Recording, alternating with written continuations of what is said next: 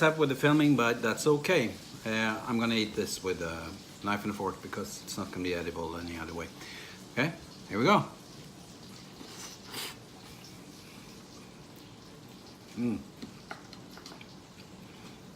That mayo turned out really nice.